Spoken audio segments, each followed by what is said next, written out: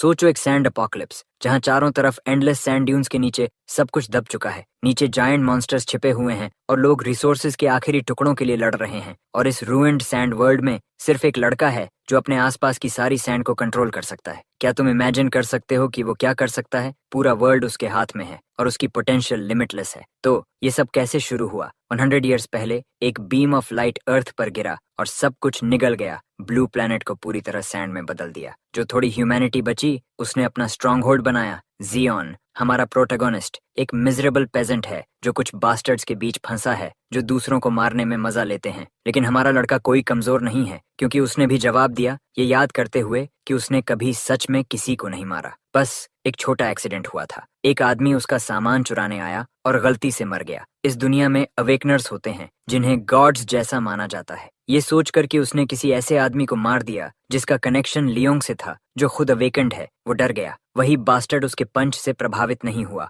और उसे साइड में पटक दिया, अपनी अवेकेंड पावर्स से उसे लेसन सिखाने के लिए। तभी एक एक्सीडेंट हुआ और व्हीकल पलट गया, जिससे वो बास्टर्ड भी घायल हो गया। मरने के कगार पर ड्राइवर ने बताया कि उन्हें एक गॉडजिला साइज्ड सैंडवर्म निगलने वाला है। जियोन अपनी जान बचाने के लिए चिपका रहा, ये जानते हुए कि वो कमजोर है और अगर वो स्ट्रांग होता तो सब अलग होता। सैंडवर्म ने उसे निगल लिया, लेकिन लड़का मरा नहीं। हैरानी की बात ये कि वो क्रीचर के अंदर जिंदा था और उसने सब कुछ देख लिया। ह्यूमैनिटी की डिस्ट्रॉयड स्ट्रक्चर्स जो उसे दिखा रही थीं कि उनके प्लेनेट का क्या हाल हो चुका है। उसी पल उसकी पहली एबिलिटी जागी और इंस्टिंक्टिवली उसने सैंड ब्लास्टर कहा, जिससे एक शॉट क्रीचर के साइड को चीरता हुआ निकल गया। अब उसके पास जीने की पावर थी और जियोन ने ठान लिया कि वो सैंड का इस्तेमाल करके इम्पॉसिबल के खिलाफ सरवाइव करेगा। वो अपने दिल की हर धड़कन महसूस कर सकता है, जैसे बॉडी में एनर्जी भर गई हो। उसे समझ आ गया कि ये अवेकनिंग है और उसने अपनी मुट्ठी भींच ली। इसी बीच एक इनसेन सीन दिखता है। ड्यून वाला सैंडवर्म एक छोटे इंसान को निगलने आता है। क्रीचर उसे खाने के लिए बढ़ता है,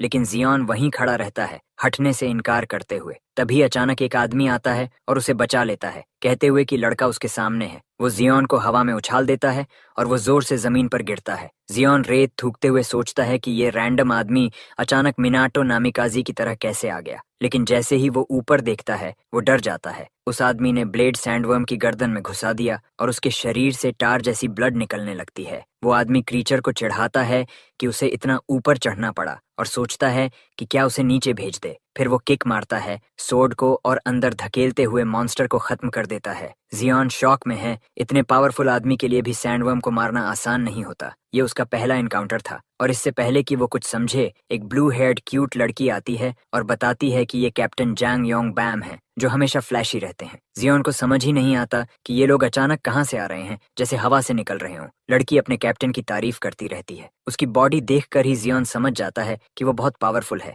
लेकिन उससे भी ज्यादा वो कंफ्यूज्ड है कि उसका बॉडी फ्रीज क्यों हो रहा है। योंग बैम कहता है कि सैंडवर्म उसके लिए टफ अपोनेंट भी नहीं है। फिर वो जिजेल को बुलाता है। कैप्टन मुड़कर देखता है कि ये दोनों बात कर रहे हैं। जिजेल प्लेफुल और ओबीडियंट है, लेकिन वो जियोन को रैगडॉल की तरह घसीट रही है। एक ही पल में वो उसे ओवर पावर करके नीचे पिन कर देती है। और सच कहें तो बहुत लोग अभी इस लड़के की जगह होना चाहेंगे। जिजेल खेल खेल में उस लड़के की रैंक और एबिलिटीज गेस करती है, सोचती है कि उसे पता लगाने के लिए कौन सा मेथड यूज करे। तभी उसे कुछ अजीब दिखता है। जियोन असल में अवेकनर ही नहीं है। ऐसे पिंड हालत में लड़का खुद यकीन नहीं कर पाता कि वो क्या बोल रही है। जिसेल उसका आर्म और मरोड़ते हुए कैप्टन को बताती है कि इस किड के पास कोई रैंक इंसिग्निया ही नहीं है। जियोन कंफ्यूज्ड हो जाता है, सोचता है शायद ये लड़की ब्लाइंड है, क्योंकि हर अवेकनर के पास इंसिग्निया होना चाहिए। कार से देख रहा एक टीममेट चिल्लाता है कि जल्दी करो। जिसेल कैप्टन से पूछती है कि अगर इसे ऐसे ही मरने के लिए छोड़ दिया तो अजीब नहीं लगेगा। और सच में जियोन के पास भी कंप्लेंट है। अभी तो इसी ने उसका हाथ ऑलमोस्ट तोड़ दिया था।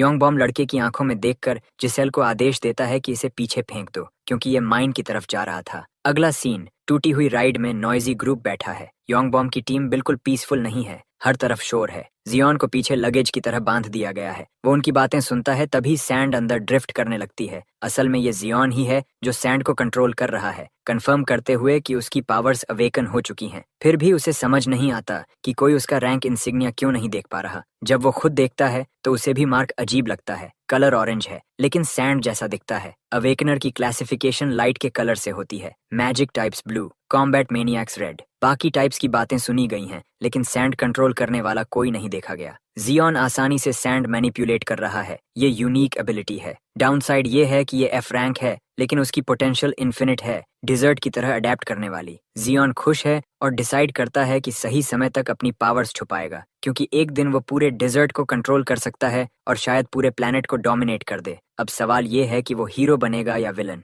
फिर वो पहुंचते हैं मैजिक क्रिस्टल माइन पर। जियोन चेक पॉइंट देखकर कहता है कि सब नॉर्मल लग रहा है। एक आदमी उसे चुपचाप फॉलो करने को कहता है और जियोन मजबूरी में मान जाता है। दूर से जजेल और योंग बम कहते हैं कि ये किड अजीब है, सिर्फ वही सर्वाइवर है, शायद लक। लेकिन कैप्टन मानता नहीं। उसने सैंडवर्म के शरीर में एक होल देखा था, मतलब ये लड़का इन्वॉल्व्ड है। वो उसका नाम भी नहीं पूछता क्योंकि उसे लगता है कि वो फिर मिलेंगे। अगले सीन में ट्विस्ट माइन टनल्स जैसी नहीं है, बल्कि लोग बिजी हैं, सेलिब्रेशंस चल रही हैं। जियोन को ये एक्सपेक्ट नहीं था। उसे संभालने वाला आदमी कहता है कि सुपरवाइजर को बुलाएगा, इसलिए वहीं रुको। जियोन खुश नहीं है कि उसे अकेला छोड़ दिया गया है। वो आदमी मजाक में कहता है कि क्या सिर में गोली मार दूं, फिर चला जाता है। जियोन समझता है कि उसे खाना चाहिए क्योंकि वो भूखा है। वो इधर उधर देखता है और एक शॉप ढूंढता है। तभी वो वॉल पर पोस्टर देखता है जो लेबरर्स को सिटी को रोशन करने के लिए मोटिवेट कर रहा है। सेलर उसे ड्रिंक देता है और पूछता है कि क्या ये इंस्पायरिंग मूवमेंट है। उसके हाथ स्कार्स से भरे हैं और वो बताता है कि शहर की असली एनर्जी सोर्स माना स्टोन्स नहीं है। जियोन,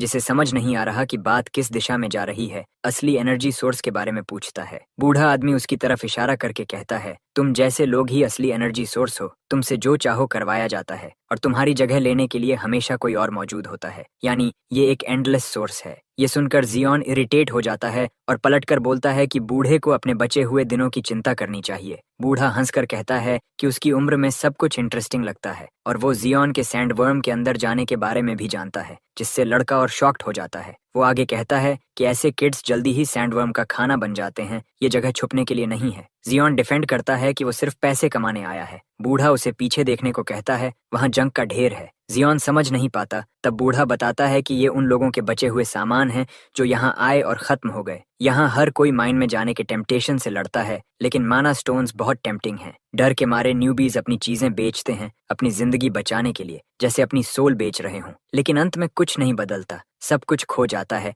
और सबका सेम फेट होता है। अब वो सीधे बता देता है कि माइन सबको निगल लेगी। वो जियोन को भी इंसल्ट करता है कि ऐसे रैट्स कोई नाम तक नहीं छोड़ते और वो उसके मरने के बाद उसका सामान देखने के लिए एक्साइटेड है। जियोन गुस्से में उसकी बात इग्नोर करता है और प्राइस पूछता है। बूढ़ा टेंस मांगता है, इतनी ज्यादा कीमत की जियोन चिल्ला उठता है, यहाँ हर चीज महंगी है, यहाँ तक कि पहले खाया स्कीवर भी। जियोन मीट की क्वालिटी पर कंप्लेन करता है और कहता है कि उसके पास इतने पैसे नहीं हैं, लेकिन वो समझ नहीं पाता कि आसपास के वर्कर्स और बचर्स वेपन्स निकाल चुके हैं, सब उसे मारने को तैयार हैं। जियोन कहता रहता है कि वो एक पैसा भी नहीं देगा। तभी एक आदमी पीछे से हमला करने आता है। एक पल के लिए उसे मौत का डर घेर लेता है। तभी बूढ़ा पूछता है, इतनी खराब जगह में वो बिजनेस कैसे चला रहा है? जवाब, क्योंकि सब करप्ट हैं। जियोन मुड़कर देखता है, दर्जनों लोग उसे घेर चुके हैं, सब उसे काटने के लिए तैयार। बूढ़ा माफिया बॉस की तरह पूछता है, अब क्या करेगा? जियोन चिल्लाता है कि उसके पास कुछ नहीं है, एक ड्रिंक के लिए इतना पैसा बेकार है। तभी बूढ़ा उसकी पॉकेट में रखे माना स्टोन को देखता है और उसे पेमेंट के रूप में मांगता है। जियोन डर जाता है कि उसकी बातें इतनी जल्दी फैल गईं।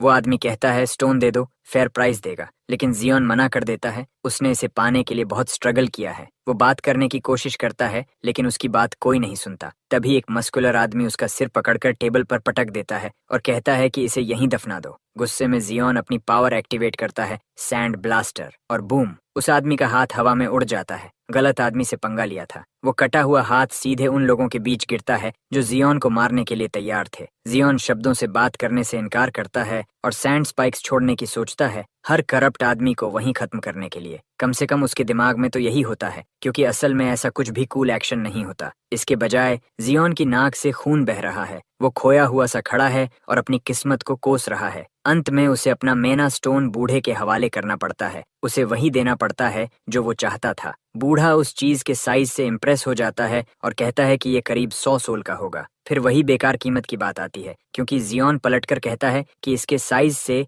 ये कम से कम 300 का है। लेकिन बूढ़े के पास पूरा कंट्रोल है, इसीलिए वो फिर से लड़के को नीचा दिखाता है और कहता है कि इसे यहाँ आने की बजाय सैंडवर्म का खाना बन जाना चाहिए था। फिर एक और बार उसका सिर टेबल पर पटका जाता है। जियोन अब अपनी हद पर है और अपनी पावर्स छोड़ने का इरादा करता है, लेकिन उसे पता है कि वो अभी इतना स्ट्रांग नहीं है कि कुछ कर सके। वो बदले में एक सही बोनस मांगता है। बूढ़ा मान जाता है, लेकिन उसे वार्न करता है कि यहाँ पिकपॉकेट्स हर चीज चुरा लेते हैं। पहले वाले डील के हिसाब से वो कहता है कि लड़का जंक के ढेर में से कुछ भी चुन सकता है। जियोन ढूंढता है, लेकिन उसे कुछ काम का नहीं मिलता। बूढ़ा उसके बिहेवियर से इंट्रीग्ड है। वो एक कॉइन भी खोना नहीं चाहता जो इस जगह पर अनकॉमन है। जियोन जंक क्लाउन कॉस्ट्यूम्स के साथ खेलता है, फिर उसे कुछ इंटरेस्टिंग मिलता है जिसे बॉस भी नोटिस करता है। आखिरकार जियोन एक छोटा आवर ग्लास अपने बोनस के रूप में चुनता है। जाते समय बूढ़ा फिर उसे चिढ़ाता है कि उसने कचरे में से ही चीज चुनी। जियोन उससे उसका नाम पूछता है और वो जोर से कहता है क्लेक्सी। जियोन उस नाम को याद कर लेता है, उम्मीद करते हुए कि वो फिर कभी न मिले, जो एक डायरेक्ट थ्रेट जैसा है। क्लेक्सी बिना डरे अपनी जगह लौट जाता है। अगले सीन में जियोन आवर ग्लास को इंस्पेक्ट कर रहा है।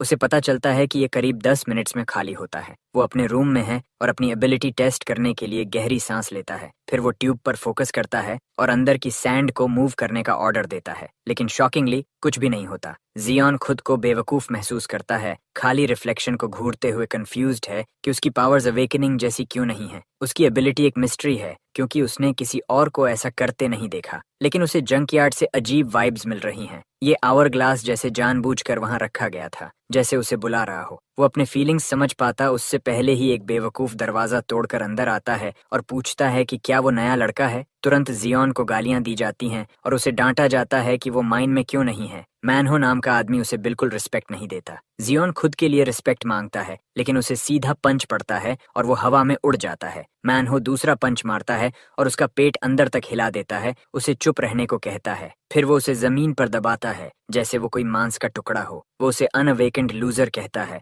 और बताता है कि ऐसे लोगों को बस चुप रहकर मार खाना चाहिए। काफी मारने के बाद मैनहो उसे अपने साथ आने को कहता है। जियोन बिना डरे उठता है और कहता है कि वो साइकोपैथ है और एक दिन उसे मार देगा। वो अपनी हिट लिस्ट बना रहा है जिसमें वो सबको खत्म करेगा। माइन के 3rd सेक्टर में उसे काम पर लगाया जाता है और उसे गियर पहनाया जाता है। उसे पहले ही बता दिया जाता है कि खाना और गियर का खर्च उसकी पेमेंट से कटेगा और उसका काम है मैना स्टोन्स इकट्ठा करना जैसे कोई कुत्ता। जियोन पहले सोचता है कि ये आसान काम है, लेकिन सवाल पूछने से पहले ही मैनहो उसकी हेलमेट को पिकैक्स से तोड़ देता है। ये आदमी साफ कर देता है कि अगर बच्चे को पिकैक्स घुमाना नहीं आता तो उसे कोई फर्क नहीं पड़ेगा और वो हेलमेट के खर्चे भी उसकी पेमेंट से काट लेगा। फिर मैनहो अपने सबऑर्डिनेट को आदेश देता है कि जियोन को शाफ्ट नंबर 972 में फेंक दो, जो कि सबसे खराब जगहों में से एक मानी जाती है। जियोन अब किसी चीज की परवाह नहीं करता और बस ऑर्डर्स मान लेता है, जबकि उसका डॉन्टाटाउन द मैनेजर जोर देकर कहता है कि अगर वो माना स्टोन लेकर वापस नहीं आया तो उसे वहीं मार दिया जाएगा। सच में इससे खराब जॉब शायद ही हो सकती है। इस नर्क जैसी माइन में बच्चे का सबऑर्डिनेट भी बताता है कि ये जगह सबसे बुरी है। ऊपर से जियोन उसी दिन आया जब मैनहो जुए में अपना पैसा हार गया, जिससे वो हैरान होता है कि यहाँ आसपास कैसीनो भी है। उसका साथी कहता है कि यहाँ सब कुछ मिलता है, बिल्कुल नियो सोल जैसा। जियोन सोचता है कि ऐसे घटिया मैनेजर के साथ ऐसे बिजनेस का कुछ न कुछ फायदा तो होगा ही। हमारा लड़का ये भी नहीं जानता कि उसकी स्मूथ स्किन के कारण वो पिकैक्स चला पाएगा या नहीं, क्योंकि उसे जल्दी चोट लगती है। लेकिन उसका नया दोस्त उसे भरोसा दिलाता है कि नीचे चोट लगने का कोई खतरा नहीं है, क्योंकि टनल में आज तक एक भी इंसान घायल नहीं हुआ। एक भी नहीं। ये एक डरावनी चेतावनी लगती है, लेकिन आखिरकार वे तय टनल तक पहुंच जाते हैं। हमारा लड़का पूछता है कि क्या उसे बस माना क्रिस्टल्स इकट्ठा करके वापस आना है, लेकिन वो आदमी तुरंत उसे रोक देता है, कहता है कि वो असल में वापस नहीं आएगा। आखिरकार यहाँ आने के बाद दर्जनों लोग गायब हो चुके हैं। 4 लोग तो अभी उसी वक्त उसकी जान बचने पर दांव लगा रहे हैं। किसी को ये भी नहीं पता कि बाकी लोग मरे या नहीं, लेकिन ये आदमी बस माफी मांगता है और उसका धन्यवाद करता है कि वो इतनी खतरनाक जगह पर आया जहाँ इंसान टिक ही नहीं सकता। जियोन उस पर चिल्लाता है, समझ जाता है कि बाकी सब मर चुके हैं। वो जवाब चाहता है, लेकिन वो आदमी उसे सच में मरने के लिए छोड़कर चला जाता है। उसकी ये हरकत जियोन को तोड़ती नहीं, बल्कि उसे और गुस्से से भर देती है। वो ठान लेता है कि इस जगह को पूरी तरह समझेगा। वो गुस्से में है कि उसे यहाँ सिर्फ इसीलिए मरने भेज दिया गया क्योंकि वो लोग नाराज थे। लेकिन पहली ही बार में पिक एक्स टूट जाता है और उसके हाथ से फिसल कर दूर जा गिरता है। बेबस होकर जियोन उसे पकड़ने की कोशिश करता है और सोचता है कि वो आखिर किस तरह के नरक में जिंदा रहने वाला है। वो पहले गुस्से में था, इसलिए ध्यान नहीं दिया, लेकिन टनल के इस हिस्से में माना बहुत ज्यादा घना है, जिससे उसे लगता है कि बाकी लोग इसे महसूस नहीं कर पाए क्योंकि वे अवेकेंड नहीं थे। जैसे जैसे वो अंदर जाता है, ये घनत्व उसे दबाने लगता है, जिससे ये भी साबित होता है कि एक सामान्य इंसान अब तक मना ओवर सैचुरेशन का शिकार हो जाता। उसे ये नहीं पता कि मना का स्रोत कहाँ से आ रहा है, लेकिन उसे अपना पिक एक्स मिल जाता है जो हैंडल से टूटा हुआ लगता है।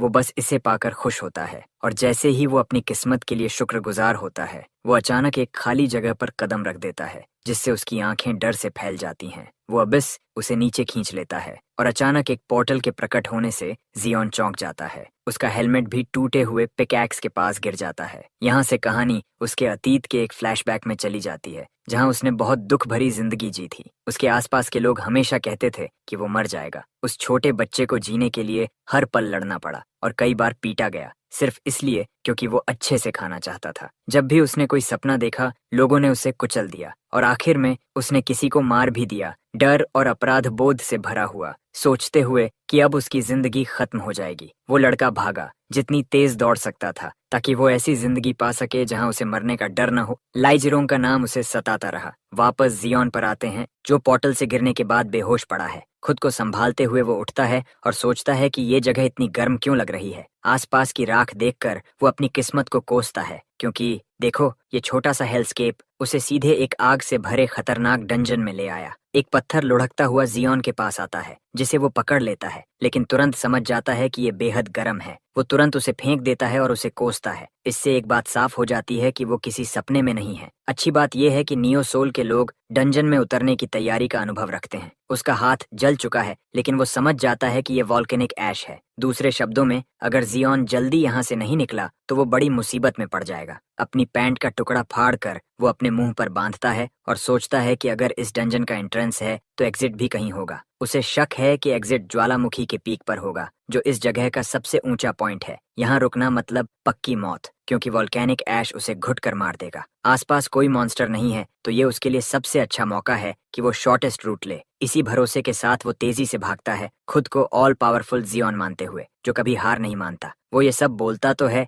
लेकिन अभी अभी वो हॉट लावा से मुश्किल से बचा है। तभी जमीन टूट जाती है और वो नीचे गिरने लगता है। जियोन सिर्फ इसलिए बचता है क्योंकि वो अपने हाथों से लटक जाता है, वरना लावा उसे जला देता। फिर भी वो खुद को संभालते हुए कहता है कि थोड़ी सी लावा उसे नहीं डराएगी। किसी तरह वो बाहर निकलता है, सांस लेते हुए। एक और नियर डेथ एक्सपीरियंस के बाद डर की जगह अब उसमें गुस्सा भर जाता है। उसका सारा गुस्सा मैनहो पर है, जिसने उसे यहाँ मरने के लिए फेंक दिया। जियोन खुद से वादा करता है कि अगर वो जिंदा निकला तो उसे अपने हाथों से मार देगा, लेकिन कुछ देर बाद वो खुद को शांत करता है। अब उसके अंदर सिर्फ एक ही जिद है, किसी भी हालत में जिंदा रहना। वो ऐसा लड़ाका है जो हार मानना नहीं जानता। अपनी जगह से उसे बस 4 छलांग और लगानी है, ताकि वो सबसे ऊंचे पॉइंट तक पहुंच सके और बच सके। वो हर कदम सोचने के बजाय सीधा आगे बढ़ने का फैसला करता है, बिना किसी डर के। आखिर वो अपनी जिंदगी को ऐसे बेकार डंजन में खत्म नहीं होने देगा। उसके मन में एक ही बात गूंजती है, आई वोंट स्टॉप। और तभी जब थोड़ी उम्मीद बनती है, लावा से गॉडजिला का छोटा कजन निकलता है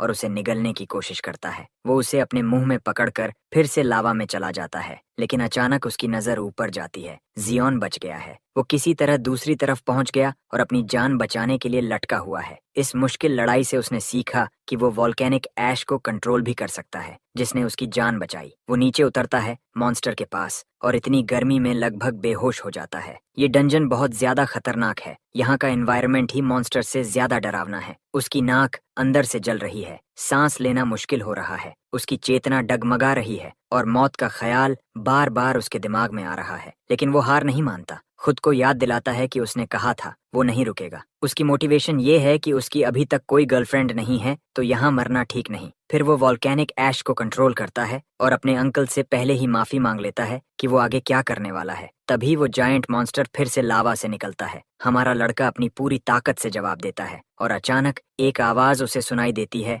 जो उसकी अनोखी ताकत की तारीफ कर रही होती है। जियोन उस आदमी को देखकर चौंक जाता है, जबकि वही आवाज उसकी सैंड मैनिपुलेशन एबिलिटी में गहरी दिलचस्पी दिखाती है। तभी एक बूढ़ा आदमी आसमान से उतरता है, जैसे स्वर्ग से भेजी गई कोई ब्लेसिंग हो उसे बचाने के लिए। वो बूढ़ा अपने उतरने से ठीक पहले अपनी तलवार पकड़ता है, जिससे जियोन हैरान रह जाता है। वो इतनी तेजी से नीचे गिरता है कि सीधा मॉन्स्टर पर जोरदार वार करता है। उस एक हमले से शॉकवेव्स फैल जाती हैं, लावा का रास्ता बदल जाता है और डिब्री हर दिशा में उड़ने लगता है, जिससे जियोन लगभग खत्म हो जाता है। उस ताकत से उसका शरीर कांप उठता है, उसके कान के पर्दे फट जाते हैं और उसके होश उड़ जाते हैं। आगे देखकर जियोन बूढ़े आदमी और मॉन्स्टर की हालत देखता है। उसे पता चलता है कि वो मॉन्स्टर 2 हिस्सों में कट चुका है। ये एहसास उसके लिए बिल्कुल नया है। उसके सामने खड़ा आदमी कोई साधारण अवेकनर नहीं है, वो पूरी तरह अलग लेवल का है, जैसे इस दुनिया का गोजो हो। वो आदमी आराम से एक और कदम बढ़ाता है और हर कदम जमीन को तोड़ देता है। जियोन बस उसकी ताकत देखकर खो जाता है। तभी अवेकनर उससे उसका नाम पूछता है। जब लड़का जवाब नहीं देता तो वो उसे धमकी देता है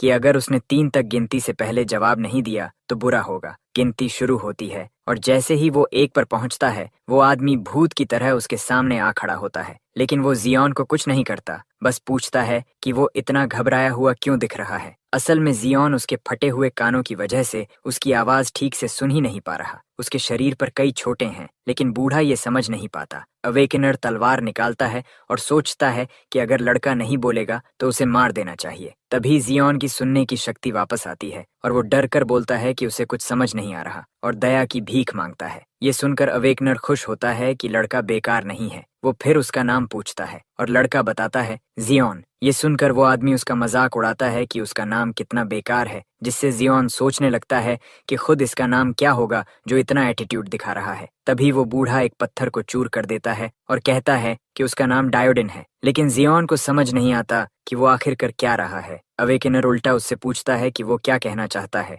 जियोन गुस्से में कहता है कि उसे बेवजह बेवकूफ कहा जा रहा है और धमकाया जा रहा है। वो जान बचाने के लिए शुक्रगुजार है, लेकिन इतना बुरा व्यवहार क्यों मिल रहा है ये समझ नहीं आता। डायोडिन फिर उसे डम्बास कहता है और समझाता है कि वो एक ट्रैप में फंस गया है। जियोन डिटेल्स पूछता है और उसे पता चलता है कि स्नेयर एक फिनोमिनॉन है जो तब होता है जब डंजन का माना ज्यादा भर जाता है। उसे कोलैप्स होने से बचाने के लिए डंजन एक नया एंट्रेंस बनाता है जिससे माना बाहर निकल सके। इसी के साथ आसपास के जीव भी अंदर खिंच जाते हैं। इसे ही स्नेयर कहते हैं। डायोडीन कहता है कि ज्यादातर लोग इसे कभी एक्सपीरियंस नहीं करते, तो जियोन की किस्मत बेहद खराब है। ये सुनकर जियोन के अंदर मैनहो को मारने का गुस्सा और बढ़ जाता है। अवेकनर फिर उसे डम्बास कहता है, जिससे जियोन चिढ़ जाता है। वो उसे दिखाता है कि वो बेवकूफ क्यों है और कहता है कि अपना माना अपनी आंखों में फोकस करो। जियोन को समझ नहीं आता, लेकिन जब वो ऐसा करता है तो उसका माना उसकी आंखों में कंसंट्रेट हो जाता है। इससे वो चीजें देख पाता है जो पहले कभी नहीं देखी। वो आगे का नजारा देखकर डर जाता है,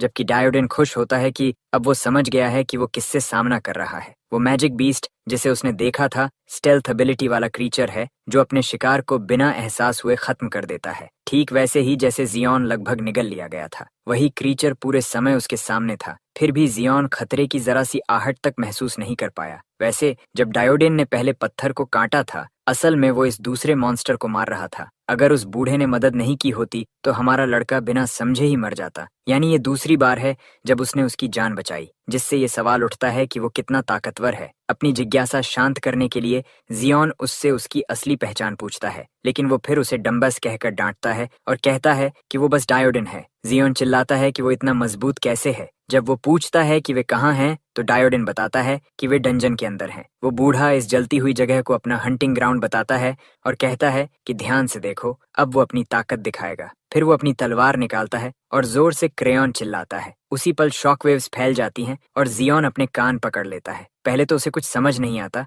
लेकिन चारों तरफ देखने पर पता चलता है कि डंजन आग जैसे मॉन्स्टर्स से भरा हुआ है। डायोडिन लड़ाई देखकर उत्साहित हो जाता है और जियोन से कहता है कि अब उसे खुद ही सरवाइव करना होगा। जियोन लाइफ और डेथ स्थिति में फंस जाता है और गुस्से में बूढ़े को कोसता है। वो चारों तरफ देखता है, लेकिन समझ जाता है कि वो पूरी तरह घिर चुका है और कहीं भाग नहीं सकता। मॉन्स्टर्स इतनी तेजी से चलते हैं कि वो उन्हें ट्रैक या डॉज नहीं कर पाता। वे बार बार उस पर छोटे छोटे हमले करते हैं और उसके कपड़े फाड़ते जाते हैं। जियोन समझ नहीं पाता कि वे बार बार उसके बाएं हिस्से पर ही क्यों हमला कर रहे हैं। वो ऊपर देखकर फ्लाइंग बीस्ट्स पर सैंड फेंकने की कोशिश करता है, लेकिन वे आसानी से बच जाते हैं और पलटकर हमला करते हैं। जियोन खुद को उस बूढ़े के सामने बिल्कुल बेकार महसूस करता है। वो अपने चेहरे को बचाने के लिए हाथ उठाता है, लेकिन हर तरफ से हमले आते रहते हैं। उसे एहसास होता है कि अगर वो कुछ नहीं करेगा तो जल्द मर जाएगा। उसे लगता है कि वो कितना बेकार है जो 2 बार बचने के बाद भी मर सकता है। तभी उसे याद आता है जब बूढ़ा उसके सामने आया था और उसे कुछ कहा था। जियोन कोशिश करता है सुनने की, लेकिन उसके कान अब भी बज रहे हैं। उसे याद आता है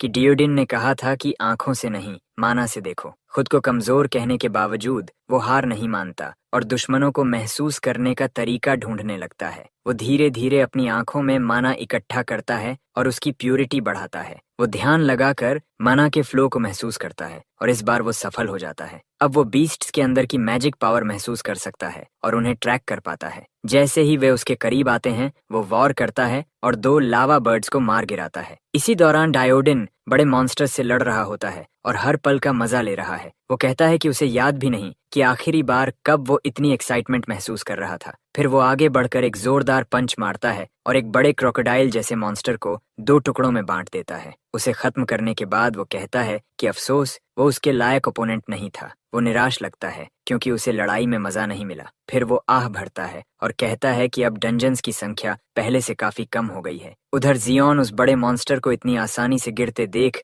थोड़ा दुखी हो जाता है। उसे यकीन ही नहीं होता कि बूढ़े ने उसे ऐसे मार दिया जैसे वो कोई छोटी सी छिपकली हो। उसी समय जियोन खुद भी अपनी सीमा तक पहुंच चुका होता है और अपनी हालत पर थकी हुई हंसी निकाल देता है। अचानक एक जबरदस्त शॉक वेव उसे लगती है जिससे वो घुटनों पर गिर जाता है और उल्टी कर देता है। वो किसी तरह खड़ा होता है और डायोडिन से पूछता है कि अभी क्या हुआ। डायोडिन शांति से बताता है कि ये शॉक वेव असल में डंजन बॉस की रोर थी। वो कहता है कि हर डंजन के अंत में एक बॉस होता है और इसी डंजन का बॉस ही असली वजह है कि वो यहाँ आया है। तभी ऊपर से एक विशाल ड्रेक उतरता है और बूढ़ा उसे क्रिम्सन ड्रेक बताता है। जियोन ड्रेक सुनकर पूछता है क्या ये ड्रैगन है, लेकिन डायोडिन तुरंत मना कर देता है और कहता है कि अफसोस, उसे असली ड्रैगन की जगह बी रैंक्ड क्रीचर से लड़ना पड़ रहा है। फिर भी ये ड्रेक खतरनाक है क्योंकि उसके चारों तरफ एक मजबूत फोर्स फील्ड है। जियोन को याद आता है कि बी रैंक्ड और उससे ऊपर के मॉन्स्टर्स में इंसानों जैसी खास एबिलिटीज होती हैं। अवेकनर सिस्टम के हिसाब से red field close combat type को दिखाता है, लेकिन इस ड्रेक का ऑरा ब्लू है तो वो चिल्लाता है कि ये मैजिक टाइप है। इससे पहले कि वो कुछ करें, ड्रेक उन पर ब्लैक फ्लेम हमला कर देता है। जियोन डर से जड़ हो जाता है और खुद पर कंट्रोल खो देता है। उसी वक्त डायोडिन सीधा हमला करने कूदता है और अपनी तलवार ड्रेक के सिर पर मारता है। ड्रेक जल्दी संभल कर अपने क्लॉज से पलटवार करता है। डायोडिन क्रेयॉन से काउंटर करता है, लेकिन इस बार वो ड्रेक की पकड़ में आ जाता है। क्रीचर मौका देखकर क्लोज रेंज फायर ब्रेथ छोड़ने की तैयारी करता है, लेकिन डायोडिन तुरंत उसका मुंह बंद कर देता है और फ्लेम्स को अंदर ही रोक देता है। वो मॉन्स्टर से पूछता है कि दर्द महसूस हो रहा है या नहीं और कहता है कि अब वो इसे खत्म करने वाला है। अपनी तलवार कसकर पकड़कर वो फिर हमला करता है और कहता है कि आज इसका आखिरी दिन है। उधर जियोन अपनी जान बचाने के लिए भाग रहा होता है। वो इस लड़ाई में फंस चुका है जहां वो खुद को बचा भी नहीं पा रहा। वो जल्दी से सैंड वॉल बनाता है ताकि शॉक वेव से बच सके और चिल्लाता है कि वे कहीं और जाकर लड़ें। वो सोचता है कि सिर्फ शॉक वेव्स ही उसे इतना नुकसान कैसे पहुंचा रही हैं। दूसरी तरफ डायोडिन इस लड़ाई का मजा ले रहा होता है और कहता है कि ये अम्यूजमेंट पार्क जैसा लग रहा है। तभी एक और शॉक वेव जियोन की तरफ आती है, इस बार इतनी अचानक कि वो बच नहीं पाता। वो समझ जाता है कि अब वो खत्म है और दूर जा गिरता है, मैग्मा की तरफ उछलते हुए। वो डर में जम जाता है, सोचते हुए कि वो एक बेकार इंसान की तरह मरने वाला है जिसे कभी गर्लफ्रेंड भी नहीं मिली। कहानी फिर बूढ़े आदमी पर जाती है जिसे जियोन की कोई परवाह नहीं है। वो ड्रेक को ताने मारता रहता है और उसे शर्मनाक बॉस कहता है। लगातार इंसल्ट से गुस्से में ड्रेक फिर से ब्रेथ अटैक चार्ज करता है। ये देखकर डायोडिन मुस्कुराता है क्योंकि उसे उम्मीद नहीं थी कि ये इतना मजेदार अटैक करेगा। कॉन्सेंट्रेटेड मैजिक ब्रेथ हवा को चीरता हुआ सब कुछ तबाह करता जाता है और आगे बढ़ते बढ़ते और बड़ा हो जाता है। कुछ देर बाद ड्रेक रुकता है, सोचता है कि वो आदमी खत्म हो गया, लेकिन तभी आवाज आती है किसे ढूंढ रहा है और उसे समझ आ जाता है कि वो फंस चुका है। वो दर्द में चिल्लाता है और मुड़कर देखता है कि डायोडिन उसके शरीर पर आराम से बैठा है। उसकी तलवार 1 मीटर अंदर धंसी हुई है और वो कहता है कि वो लंबे समय से इसके जैसे क्रीचर की तलाश कर रहा था क्योंकि उसे अपने क्रेयॉन के लिए क्रिम्सन ड्रेक हार्ट चाहिए। मजबूरी में अब इस बीस्ट को मरना ही होगा। वो तलवार और गहरा घुसाता है, मैजिक उसके शरीर में फैलती है और विशाल क्रीचर दर्द में तड़पने लगता है। ड्रेक का हार्ट अब्सॉर्ब करने के बाद क्रेयॉन एक स्ट्रॉन्ग क्रिम्सन ऑरा से चमकने लगता है। डायोडाइन अपनी तलवार को संतोष से देखता है, खुश कि इसने फिर से अपनी लिमिट्स तोड़ दी हैं। तभी उसका ये अजीब सा बॉन्डिंग मोमेंट जियोन इंटरप्ट कर देता है, पूछते हुए कि वो अपनी वेपन से पागलों की तरह क्यों बात कर रहा है। ये आदमी पागल हो सकता है, लेकिन उतना ही खतरनाक भी है क्योंकि उसने अभी अभी अकेले एक क्रिम्सन ड्रेक को हरा दिया। वहीं डायोडिन हैरान होता है कि ये छोटा लड़का अभी भी जिंदा है। जियोन उसे बताता है कि वो मरने ही वाला था, लेकिन समहाउ मौत के किनारे से वापस आ गया। जब जमीन उसके नीचे से टूट गई और वो नीचे गिरा, तब उसने हार नहीं मानी। उसने अपनी सैंड मैनिपुलेशन का इस्तेमाल करके एक कुशन बनाया जिसने उसके गिरने का इम्पैक्ट कम कर दिया वरना वो सच में ह्यूमन केचप बन जाता। वो खुद भी यकीन नहीं कर पा रहा कि हर बार जब हालात खराब होते हैं वो कैसे बच निकलता है। वो ये भी कहता है कि एक पागल आदमी के शॉक वेव से बार बार टकराने से उसके रिफ्लेक्सेस काफी तेज हो गए हैं। डायोडीन ये सुनकर थोड़ा इम्प्रेस्ड होता है, लेकिन अभी उससे भी ज्यादा जरूरी चीज है। बूढ़ा अचानक उसे शर्ट से पकड़ लेता है जैसे कोई क्लूलेस बच्चा हो और कहता है कि डंजन अब कोलैप्स हो रहा है क्योंकि बॉस मर चुका है, उन्हें तुरंत निकलना होगा। जियोन कंफ्यूज हो जाता है कि उसे ऐसे क्यों उठाया गया है जैसे कोई सामान हो। तभी बूढ़ा जोर से हंसने लगता है जैसे उसने जिंदगी का सबसे बड़ा जोक सुन लिया हो। बिना वार्निंग के वो उसे एक छोटे ब्लैक क्रैक में फेंक देता है और कैजुअली कहता है सी यू। हवा में उड़ते हुए जियोन उसे हर गाली देता है जो उसे आती है और कहता है कि वो उस बास्टर्ड पार्क मैनहो से भी बुरा है। अगले ही पल वो दूसरी तरफ निकलता है जब ब्लैक होल खुलता है और उसे रेत पर फेंक देता है जहां वो कई बार लुढ़कता है, मुंह से रेत निकालते हुए, और पूरी तरह डिसोरिएंटेड होकर वो सोचता है कि अब वो कहाँ आ गया। डियोडिन आराम से बताता है कि वे सरफेस पर हैं। जब डंजन बॉस मारा जाता है तो बाहर निकलने के लिए क्रैक्स खुल जाते हैं। ये सुनकर जियोन तुरंत कंप्लेन करने लगता है कि वे बस चलकर भी बाहर आ सकते थे, उसे कचरे की तरह फेंकने की जरूरत नहीं थी। बूढ़ा आखिरकार अपना पेशेंस खो देता है और एक बात साफ कर देता है। वो मानता है कि लड़के की सैंड पावर्स काफी यूजफुल हैं, लेकिन अभी की हालत में वो एक ब्लंट नाइफ से भी ज्यादा बेकार है। इसीलिए वो उसे दो चॉइसेस देता है। वो साउथ जाकर न्यू सोल सिटी में अपनी वही पुरानी लो टियर जिंदगी जी सकता है या फिर फन पाथ चुन सकता है। उसकी गाइडेंस में वो एक क्लूलेस इंसान से एक स्ट्रांग और फास्ट इंसान बन सकता है। जियोन ये सुनकर कंफ्यूज्ड हो जाता है और पूछता है कि उसके साथ जाने का मतलब क्या है और इसमें कितना टाइम लगेगा। बूढ़ा साफ कहता है कि उसे कोई आइडिया नहीं, इसमें मंथ्स, ईयर्स या डिकेड्स भी लग सकते हैं। यहाँ तक कि वो खुद भी फ्यूचर प्रिडिक्ट नहीं कर सकता। इतना बड़ा फैसला सामने होने पर जियोन समझ नहीं पाता कि क्या करे। बूढ़ा इसे सीधा तरीके से समझाता है, या तो वो अपनी बोरिंग जिंदगी में वापस जाए या फिर ऐसा रास्ता चुने जिसमें 99% चांस है कि वो मर जाएगा। जियोन पागलों की तरह हंसने लगता है और पूछता है कि क्या बूढ़ा सच में पागल हो गया है। वो मजाक में कहता है कि उसके पास एक लग्जूरियस पैलेस है, आरामदायक बेड है, और पूछता है कि क्या वो सब छोड़कर वो इस बदबूदार बूढ़े के साथ जलते रेगिस्तान में भटकेगा जहां कोई सर्टेनिटी नहीं है, और ऊपर से बूढ़ा कभी भी अपनी उम्र की वजह से मर सकता है। बूढ़ा सीधा यस कहता है, साफ कर देता है कि वो यही चाहता है। हमारा लड़का नाटक करता है, एक भारी साई छोड़ता है जैसे ये फैसला बहुत मुश्किल हो, लेकिन फिर भी वो उसके साथ जाने के लिए तैयार हो जाता है। वो एक कन्विंसिंग कहानी बनाता है, कहता है कि जब भी कोई उसे इरिटेट करता है वो तुरंत हिसाब बराबर करता है, लेकिन अभी वो इतना स्ट्रांग नहीं है कि अपना बदला ले सके। वो आगे कहता है कि बूढ़ा आदमी भी उसकी रिवेंज लिस्ट में है, फिर उसकी ताकत की तारीफ करता है, कहता है कि वो अब तक मिले किसी भी इंसान से ज्यादा स्ट्रांग है। जियोन ये भी जोड़ता है कि उसे नहीं लगता कि वो फिर कभी उससे ज्यादा ताकतवर किसी को मिलेगा। जैसे जैसे वो अपनी कॉन्फिडेंस और पॉजिटिविटी के बारे में बोलता रहता है, बूढ़ा उसे बीच में रोककर मजाक उड़ाता है, पूछता है कि क्या इसका मतलब वो जल्दी मरने के लिए कॉन्फिडेंट है। जियोन इसे नकारता है और मुट्ठी भींचकर कहता है कि वो सबसे ज्यादा ताकतवर बनेगा। बूढ़ा जवाब देता है कि ऐसे एटीट्यूड के साथ वो सीधे कब्र की तरफ जा रहा है, फिर कहता है कि उसके पीछे चलता रहे। वो उसे डम्बास कहता रहता है और कहता है कि अभी उन्हें लंबा रास्ता तय करना है। कुछ समय बाद जियोन पसीने से भीग चुका होता है और मुश्किल से बूढ़े की स्पीड के साथ चल पा रहा है। वो उसे आवाज देता है, कहता है कि धीरे चले और थोड़ा आराम करे क्योंकि वे पहले ही 6 आवर्स चल चुके हैं। वो चिल्लाता रहता है, लेकिन बूढ़ा उसे पूरी तरह इग्नोर करता है और चुपचाप चलता रहता है। जियोन खुद पर चिल्लाता है, कहता है कि वो कोई मूडी टीनेजर नहीं है और सोचता है कि उसे ये सब मूड स्विंग्स क्यों हो रहे हैं। उसके आसपास की गर्मी असहनीय है और वो सोचने लगता है कि टेम्परेचर कितना ज्यादा होगा। ऊपर से डीली रेत हर कदम को मुश्किल बना रही है और उसे डर लगने लगता है कि वो हीट स्ट्रोक से गिर सकता है। जैसे ही वो हार मानने वाला होता है, बूढ़ा आखिरकार उसकी तरफ ध्यान देता है, जैसे वो इसी पल का इंतजार कर रहा हो। वो उसे बेवकूफ कहता है जो अपनी ताकत का छोटा सा हिस्सा भी इस्तेमाल नहीं कर सकता। जियोन कंफ्यूज्ड हो जाता है तो बूढ़ा उसे याद दिलाता है कि वो सैंड मैनिपुलेशन यूजर है, फिर भी रेत पर ठीक से चल नहीं पा रहा, जो उसके लिए सबसे आसान होना चाहिए।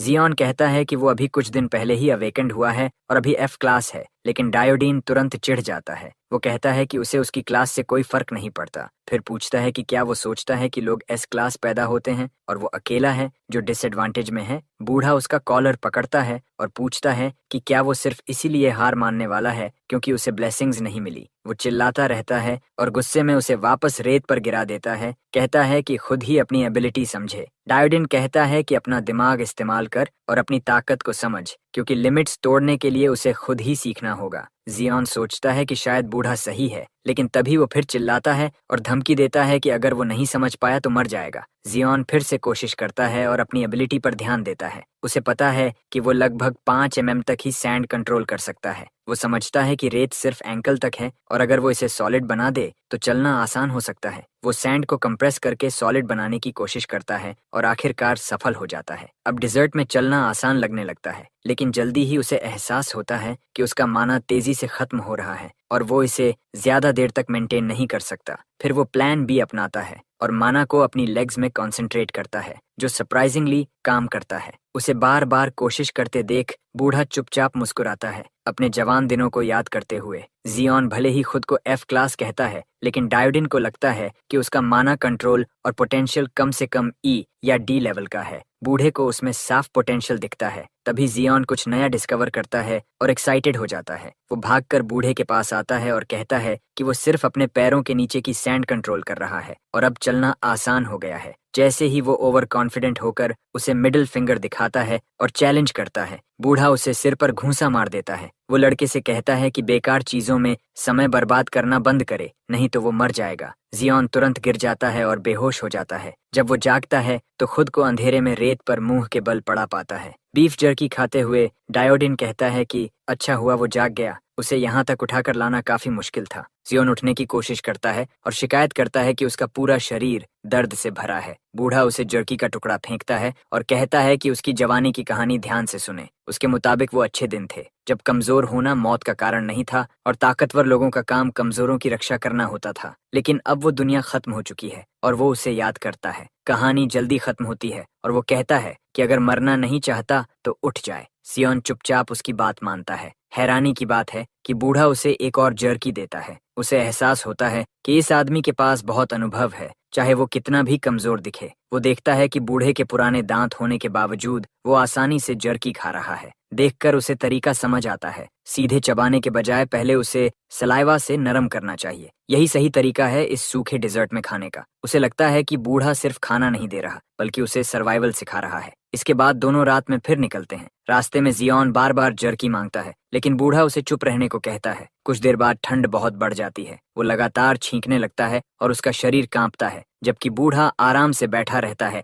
जैसे हवाई बीच पर हो। जियोन सोचता है कि ये आदमी हर समय अपनी तलवार से बात क्यों करता है। फिर उसे प्यास लगती है और वो पानी मांगता है, लेकिन डियोडिन उसे इग्नोर करके सारा पानी खुद पी जाता है। ये देखकर जियोन गुस्से में आ जाता है, लेकिन उसे एहसास होता है कि उसके पास पर्याप्त कपड़े भी नहीं हैं कि वो ड्यू इकट्ठा कर सके। फिर भी वो झुककर अपने शरीर पर जमी ड्यू को चाटने लगता है, जैसे कोई डेस्परेट पपी। उसे देखकर बूढ़ा उसे बेवकूफ कहता है, लेकिन वो कहता है कि वो बेवकूफ नहीं है। बूढ़ा उसे चुप रहने और सराउंडिंग्स महसूस करने को कहता है। जियोन ध्यान लगाता है और धीरे धीरे आसपास वाइब्रेशंस महसूस करने लगता है। कुछ ही देर में उसे हर तरफ से हलचल महसूस होती है। वो देखता है कि सैकड़ों चमकती आंखें उन्हें घेर चुकी हैं, खतरनाक होंड हाइनास जो उन्हें मारने को तैयार हैं। जब वे हमला करने को बढ़ते हैं, बूढ़ा पूछता है कि क्या उसे मदद चाहिए। जियोन हंसता है और कहता है कि उसे किसी बूढ़े की मदद नहीं चाहिए। वो सैंड कंट्रोल करता है और फाइट के लिए तैयार हो जाता है। पहले वो सैंड बुलेट बनाकर एक हाइना को मारता है। फिर वो कठोर सैंड स्पाइक्स बनाता है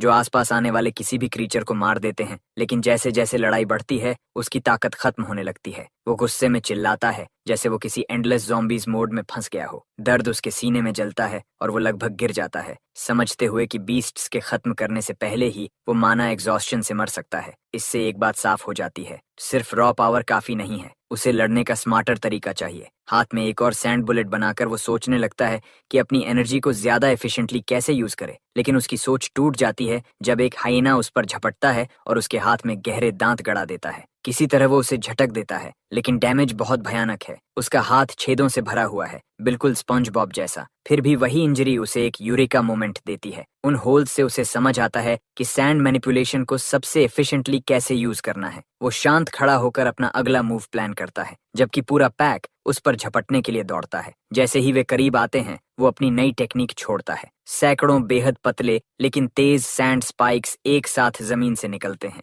वे हर बीस्ट को भेद देते हैं और पूरा पैक हाइना केबाब्स में बदल जाता है। वो विलन की तरह हंस पड़ता है, बिल्कुल अपने मास्टर जैसा। एक क्लीन स्ट्राइक में एनिमीज को गिरते देखना उन्हें एक्सप्लोड करने से ज्यादा सेटिस्फाइंग लगता है। फाइट में माना वेस्ट करना मौत को जल्दी बुलाना है। उसकी प्रिसाइज स्पाइक ट्रैप्स जो क्लीन होल्स बनाती हैं वो पीक एफिशिएंसी हैं। उसके मुकाबले ओल्ड गाइजर काफी स्लो फाइट करता है, एनिमीज को एक एक करके फेस करता है। हाइनाज उसके हाथों से चिपकते हैं और काटते हैं, फिर भी वो पागलों की तरह हंसता है जैसे उन्हें टिकल हो रहा हो। मजा लेने के बाद उसकी आंखों में एक खतरनाक चमक आती है और वो सीरियस हो जाता है। जियोन जैसे ही उसका एक्सप्रेशन देखता है उसे तुरंत समझ आता है क्या होने वाला है। वो खुद को तैयार करता है इस मैडनेस को फिर झेलने के लिए। एक खतरनाक ग्रिन के साथ बूढ़ा क्रेयॉन को आदेश देता है कि एनिमीज को खत्म कर दें। एक पल में एक्सप्लोसिव पावर फूट पड़ती है और शॉक वेव्स रेत और बीस्ट्स दोनों को उड़ा देती हैं। हमारा लड़का मुश्किल से सैंड वॉल बनाकर खुद को बचाता है, जबकि हाइनास कैनन बॉल्स की तरह दूर जा गिरते हैं। जब सब शांत होता है वो बस खड़ा रह जाता है, पूरी तरह शॉक्ड।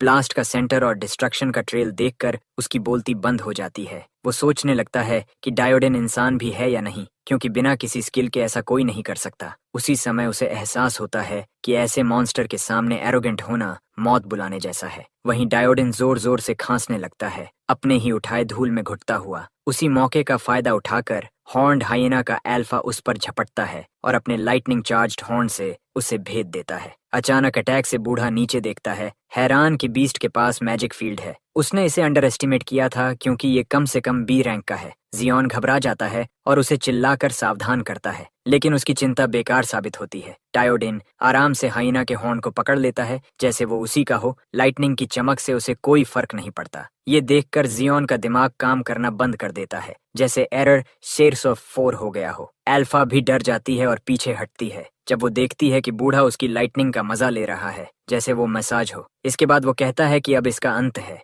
वो एल्फा पर कूदता है और तलवार उसकी बॉडी में गहरा घुस्सा देता है। खून चारों तरफ फैल जाता है। ये देखकर जियोन समझ जाता है कि उसे इस आदमी के लिए कभी चिंता नहीं करनी चाहिए थी। फाइट के बाद दोनों हॉर्न्ड हाइनास से यूजफुल मटेरियल्स इकट्ठा करते हैं। अल्फा की हाइट पहनकर जियोन पूछता है कि वे कब निकलेंगे। वो हैरान होता है कि बूढ़ा हॉर्न्स भी ले रहा है और वो बताता है कि ये लाइटनिंग वेपन्स बनाने के लिए वैल्यूएबल हैं। अचानक बूढ़ा उसे एक डैगर फेंकता है, उसे हंटिंग के लिए वेपन देता है। वो साफ कहता है कि अब से उसे अपना खाना खुद ढूंढना होगा। अब कोई फ्रीबीज नहीं मिलेंगी, क्योंकि हॉर्न्ड हाइना का मीट ज्यादातर पॉइजनस होता है। एक गलत बाइट उसे मार सकता है। सिर्फ फ्लैंक का मसल ही खाने के लिए सेफ होता है। डियोडिन कैजुअली खुद मीट काटते हुए देखता है कि लड़का बस घूर रहा है और उसे डांटता है कि घूरना बंद करे। अगर उसे सरवाइव करना है तो जल्दी मूव करे और सनराइज से पहले अपना खाना खुद जुटाए। इसके साथ ही हमारा लड़का खुद मीट इकट्ठा करना शुरू कर देता है जब तक कि सूरज नहीं निकल आता। अब वो पहले से ज्यादा एक्सपीरियंस लगता है। भले ही उसके पास प्रॉपर वाटर सोर्स नहीं है, लेकिन उसके सैचल में काफी मीट जमा हो चुका है। इसके ऊपर उसकी सैंड वॉकिंग स्किल उसे दिन में आसानी से चलने देती है।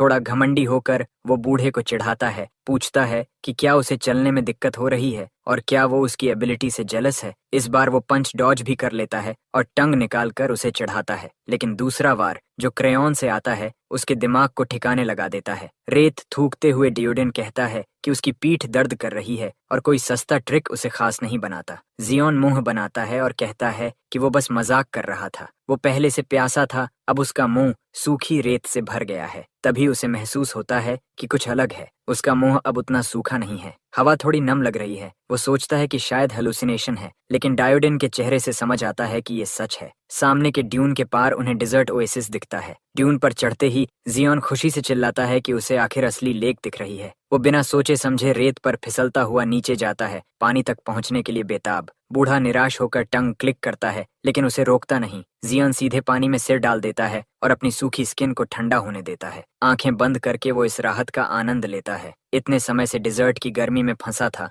और ये पहली बार है जब उसे राहत मिली है। तभी उसकी नजर लेक के अंदर एक ब्राइट लाइट पर पड़ती है। वो उसे घूरता रहता है और धीरे धीरे उसे नींद आने लगती है। सांस भी कम पड़ने लगती है। अचानक डायोडिन उसका नाम पुकारता है और तेजी से उसकी तरफ दौड़ता है, लेकिन जियोन जड़ बना रहता है। उसे पता नहीं कि एक विशाल सी मॉन्स्टर उसकी तरफ बढ़ रहा है। आखिरी पल में बूढ़ा उसे खींचकर बाहर निकाल लेता है, ठीक उससे पहले कि वो फिश का शिकार बन जाता। जियोन को जमीन पर फेंककर डायोडिन हवा में कूदता है और मॉन्स्टर से भिड़ जाता है। एक ही बार में वो उस बड़े क्रीचर को खत्म कर देता है। उधर जियोन सब देख रहा होता है, लेकिन उसका ध्यान ओएसिस पर बने रेनबो पर चला जाता है। बूढ़ा फिश को बाहर खींचता है और बताता है कि ये सैंड एंगलर है, जो अपने सिर की लाइट से शिकार को हिप्नोटाइज करता है। फिर उसका चेहरा सख्त हो जाता है और वो जियोन को जोर से मारता है। वो उसे डांटता है कि उसने सब कुछ भूल कर केयरलेस बिहेवियर किया। वो कहता है कि ऐसे रेकलेस लोग डिजर्ट में सबसे पहले मरते हैं। जियोन बस यस कह पाता है और बूढ़ा आह भरता है। उसे देख लगता है कि अब वो सुन रहा है, तो वो टॉपिक बदल देता है